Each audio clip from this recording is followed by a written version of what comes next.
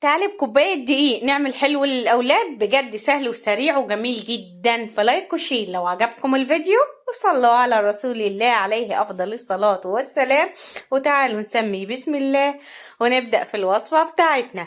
عشان نعمل الوصفة بتاعتنا عندي هنا بولة، هبدأ أنزل بتلت كوباية من المية، ودي مية فترة من الحنفية.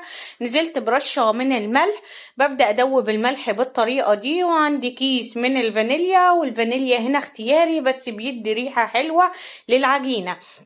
بس كده اديتها تقليبة، ونزلت بكوباية من الدقيق، وبعد كده نزلت بنص معلقة صغيرة من الكيك شيف او البيكنج باودر. وبعد كده بدأت اعجن العجينة بتاعتنا. طبعا تلت كوباية المية بس غلفت معايا الدقيق، فهرجع انزل بمعلقتين كمان من المية، يبقى انا كوباية الدقيق اخدت معايا نص كوبايه من الميه. بس يستحسن انك تنزلي تلت كوبايه الاول وتبداي تعجني. لو لقيت ان العجينه بتاعتك محتاجه ميه، نزلي المعلقتين التانيين، يبقى الكوبايه اخدت معاكي نص كوبايه من الميه. بس كده هبدا اعجنها كويس قوي لحد لما تبقى ملسه وناعمه معايا زي ما انتوا شايفين بالطريقه دي، وبتخلع من الطبق بمنتهى السهوله. على طول هاجي برشه من الدقيق، هبدا اغلف العجينه وابدا المها من البوله.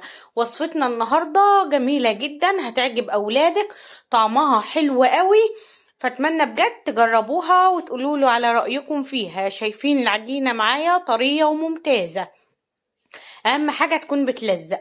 هاجي بقى على طول على الرخامة، مش هنريح طبعا العجينة، هرش رشة من الدقيق، وهنبدأ نحط العجينة بتاعتنا ونرش عليها رشة كمان من الدقيق.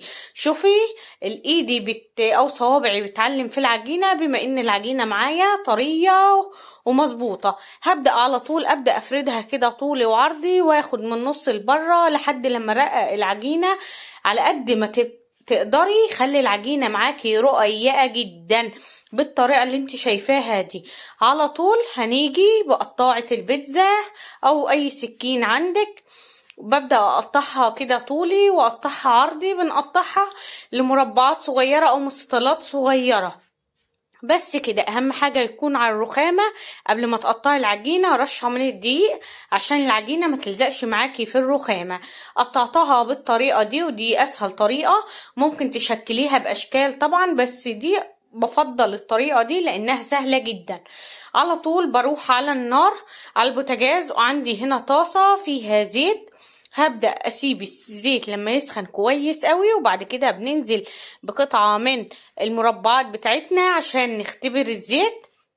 اول ما بيسخن معايا بالطريقة دي، ببدأ بقى انزل بباقي المكعبات او المربعات بتاعتنا او العجينة بتاعتنا. بس كده بنزل بيها تدريجي زي ما انتوا شايفين، وبسيبها على نار عالية. طبعا بدي هزة للطاسة عشان تغلف لي الزيت، يغلف معايا العجينة من فوق ومن تحت. طبعا في بعض منها انتفخ وفي بعض منها ما انتفخش، بس هي طعمها زي طعم الزلابية بالظبط. لما تجربوا الوصفة هتتأكدوا.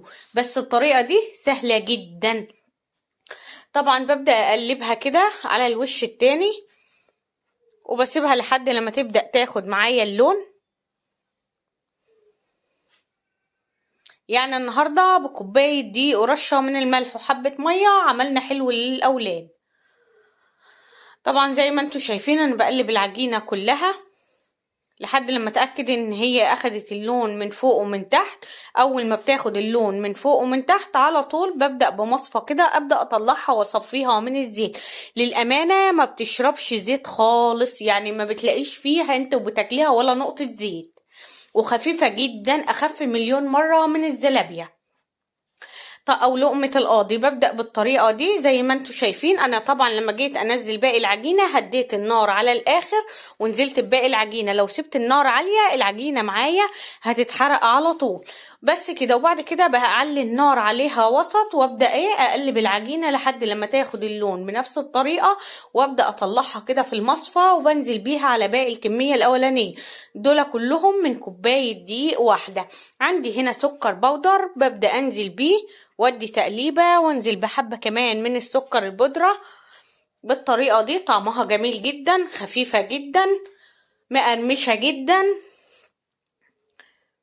فوصفة النهاردة سهلة وسريعة، وزي ما انتوا شايفين معايا بضغط عليها بتتفرتك، دي اللي انتفخت معايا طبعا. فلايك وشير لو عجبكم الفيديو، وصلوا على رسول الله.